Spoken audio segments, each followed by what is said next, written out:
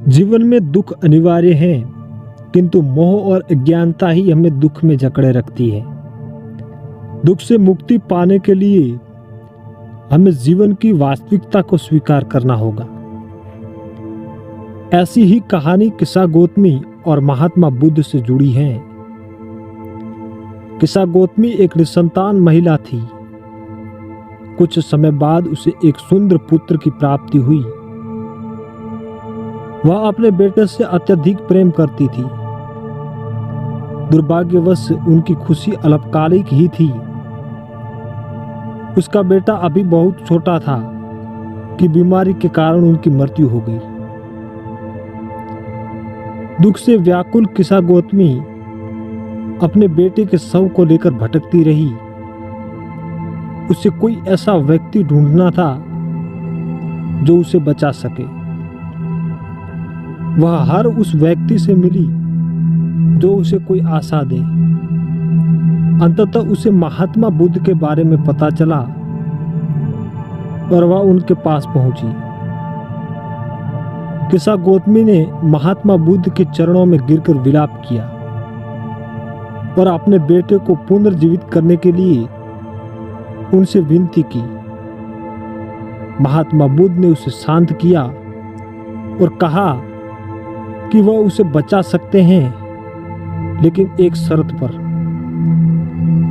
उन्होंने किस्सा गौतमी को उस घर से एक मुट्ठी सरसों के दाने लाने के लिए कहा जहां किसी की मृत्यु नहीं हुई हो। किस्सा गौतमी खुशी से यह कार्य करने के लिए निकल पड़ी। वह गांव दर गांव गई, हर घर से सरसों के दाने मांगती रही, किंतु उसे हर घर में किसी न किसी की मृत्यु की कहानी सुननी पड़ी।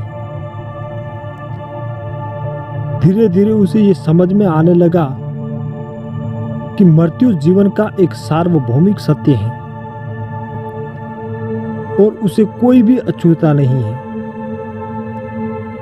जब वह महात्मा बुद्ध के पास वापस लौटी तो खाली हाथ थी। उसने उन्हें बताया कि उसे ऐसा कोई घर नहीं मिला जहां किसी की मृत्यु नहीं हुई हो। इस अनुभव से किस्सा गौतमी को दुख से असली कारण का एहसास हुआ। उन्होंने महसूस किया कि वह इस असत्य धारणा से दुखी थी कि मृत्यु को रोका जा सकता है।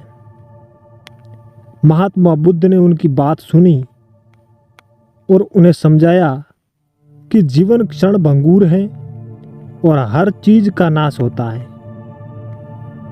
उन्होंने किस्सा गौतमी को दुख के चक्कर से मुक्ति होने का मार्ग बताया। किस्सा गौतमी ने महात्मा बुद्ध के उपदेशों को आत्मसात किया और बौद्ध धर्म की अनुयायी बन गई। उन्होंने दूसरों को भी दुख से मुक्त होने का मार्ग दिखाने में अपना जीवन समर्पित कर दिया। ये कहानी हमें यह सिखाती है कि जीवन में दुख अनिवार्य है, किंतु मोह और अज्ञानता ही हमें दुख में जकड़े रखती है। दुख से मुक्ति पाने के लिए हमें जीवन की वास्तविकता को स्वीकार करना होगा और महात्मा बुद्ध के मार्ग का अनुसरण करना होगा।